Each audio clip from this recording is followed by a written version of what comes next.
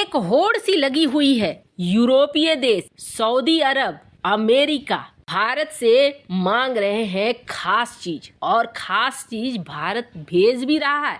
भारत ने इस साल रिकॉर्ड तोड़ते हुए 27 बिलियन डॉलर के इस चीज को बेच दिया है। वहीं भारत टारगेट कर रहा है 130 बिलियन डॉलर का, वो भी बेहद जल्द। जानेंगे आखिर क्या है ये चीज। तो वहीं दूसरी तरफ पाकिस्तान की प्रॉपर्टियां क्या भारत खरीदेगा या फिर इजराइल खरीदेगा? जानेंगे क्या कुछ चल रहा है जियोपॉलिटिक्स में। आइए जानते हैं इन खबरों को विस्तार से। एक बड़ी पुरानी कहावत है, हाथी चले बाजार, कुत्ता भूखे हजार। 2020-2021 में कुछ ऐसा ही समय आया था। अब जर्मनी ने भारत के ऊपर बहुत सारा इल्जाम लगाना शुरू कर दिया था और कहा था कि हमारी वजह से भारत को मिला खिताब और हमें ही नहीं दे रहा है भारत। जर्मनी ने खूब बवाल मचाया था। जर्मनी ने यहाँ तक कह दिया था कि ये हमारी गलती है, हमने इस तरफ देखा ही नहीं, हमने ध्यान ही नहीं दिया। जब ध्यान नहीं दिया तो उसकी वजह से ये चीज चली गई भारत के हाथ में और आज भारत इस चीज का फायदा उठा रहा है। वैसे आपको बता दे, भारत के पीछे दो और देश लगे हुए हैं। एक तो चाइना है और दूसरा वियतनाम है, जो चाहते हैं कि इस जगह पे, इस मार्केट पे भारत का कब्जा बरकरार न रहे और आगे न बढ़े, बल्कि पीछे घटे और हम इस पर कब्जा कर लें। ये बहुत बड़ा मार्केट है जिसकी वजह से अमेरिका, यूरोपीय यूनियन और सऊदी अरब तक को आना पड़ा है। और ये मार्केट किसी और चीज का नहीं है बल्कि फार्मा एक्सपोर्ट का है, यानी दवाइयों के एक्सपोर्ट का है। फाइनेंशियल ईयर 23 में भारत अपने ऑल टाइम हाई पर चल रहा है, और ऑल टाइम हाई का मतलब है कि इसका व्यापार चल रहा है करीब 27 बिलियन डॉलर का। और ये 27 बिलियन डॉलर का इसने एक्सपोर्ट किसे किया है? सिर्फ मेडिसिन की बात हो रही है। ये एक्सपोर्ट सुनकर थोड़ा आश्चर्य होगा। यूरोप के 27 देश, वहीं सऊदी अरब, वहीं अमेरिका, और अभी लाइन में लगे हुए हैं कई सारे देश जो मांग रहे हैं भारत से कि हमें और भी ज्यादा दवाइयों की जरूरत है, हमें दवाइयाँ भेजो।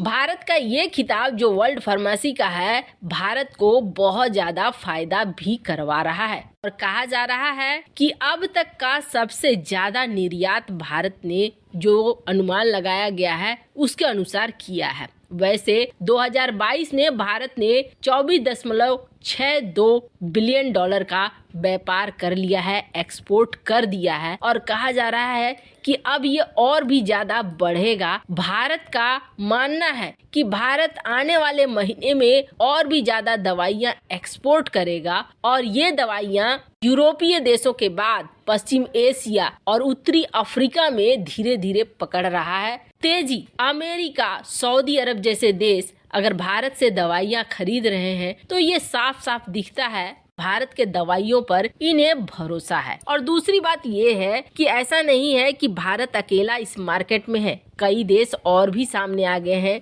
जिसमें चाइना और वियतनाम भी है, जो चाह रहा है कि भारत से इस पोजीशन को छीना जाए और दवाइयों के मार्केट में ये देश आगे आए। हालांकि इसके साथ समस्या है। समस्या ये है कि इन देशों के ऊपर, कम से कम चाइना की बात करें तो चाइना के ऊपर तो भरोसा पूरी तरीके से खत्म हो चुका है दुनिया के कई देशों का। ऐसे में चाइना की दवाइयों पर भी ये भरोसा नहीं करते हैं। लेकिन दूसरा जो देश है वियतनाम, ये भी एक बड़ी कोशिश कर रहा है कि इस सेक्टर में ज्यादा से ज्यादा वो भी दवाइयाँ बेच सके। लेकिन सबसे बड़ी बात है एपीआई। ये जो एपीआई है ना, ये एपीआई जिसके पास होगा वही आगे निकलेगा। यही वजह है कि भारत एपीआई के क्षेत्र में बनना चाहता है आत्मनिर्भर, यानी कि दवाओं का रॉ मटेरियल वगैरह सब भारत खुद ही बनाना चाह रहा है। खैर, भारत इसे जल्द ही करीब 2030 तक करना चाह रहा है 130 बिलियन डॉलर का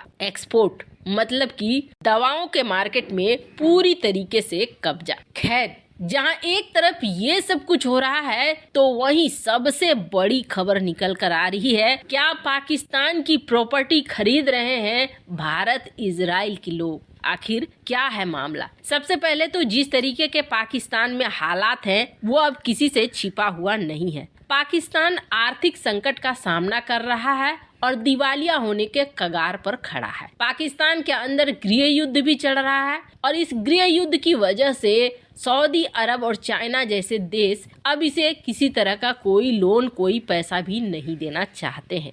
IMF ने भी जो लोन देने की बात की थी वो भी अब लग रहा है जैसे अधर में लटक गया है। ऐसे में पाकिस्तान ने उपाय निकाला। पाकिस्तान का ये उपाय था कि जो इसके संपत्ति है देश विदेशों में, इसको बेचना शुरू कर दो। इसको बेचकर जो पैसे मिलेंगे उससे हम कुछ खर्चा पानी चलाएंगे। हमने आपको हाल ही में एक खबर बताई थी, इसमें बताया था कि अमेरिका के बिल्कुल पॉश इलाके में, जहां दुनिया की और भी कई बड़ी बड़ी एम्बेसीज हैं, वहां पर पाकिस्तान अपने पुराने एम्बेसी को बेच रहा है। हालांकि जब पाकिस्तान से आधिकारिक तौर पर पूछा गया तो इन्होंने कहा नहीं, ये खबर जो है ये गलत है, ये हम बेच नहीं रहे हैं। स्क्रीन पर जो आप देख रहे हैं तस्वीर, ये उसी एम्बेसी की तस्वीर है।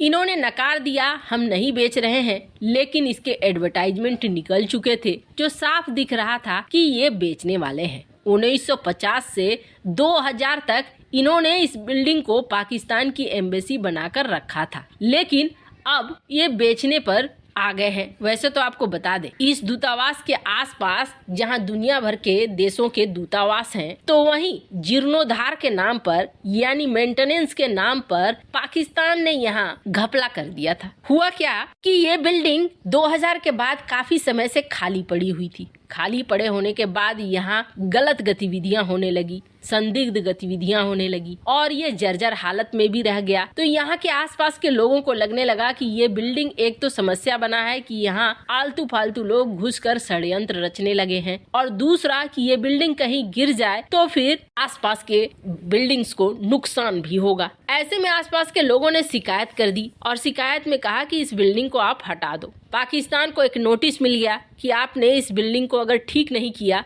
तो हम इस बिल्डिंग को गिरा देंगे और गिरा कर यहाँ से मलबा वगैरह हटा देंगे। पाकिस्तान ने कहा ठीक है, हम इस बिल्डिंग को ठीक करेंगे। और इसमें पाकिस्तान ने ये कहा कि हमने इसमें $70 मिलियन लगा दिए हैं और इसको हमने ठीक ठाक कर दिया है। लेकिन देखने से ही समझ में आ गया कि यहाँ कुछ भी नहीं किया गया है। अब पाकिस्तान चाह रहा है जल्दी जल्दी इस प्रॉपर्टी को बेचकर निकाला जाए। पाकिस्तान की इस बिल्डिंग का अब बोली लगना शुरू हो गया है। और आपको बता दें, पाकिस्तान जिससे बहुत चिढ़ता है वही दो देश के नागरिक आगे आए हैं। एक है यहूदी कंपनी सिनेगॉग, जिसने $68 लाख की बोली लगाई है। यहूदी ग्रुप चाहता है कि यहाँ पर एक मंदिर बनाया जाए। वहीं दूसरी तरफ एक भारतीय कंपनी ने भी बोली लगाई है।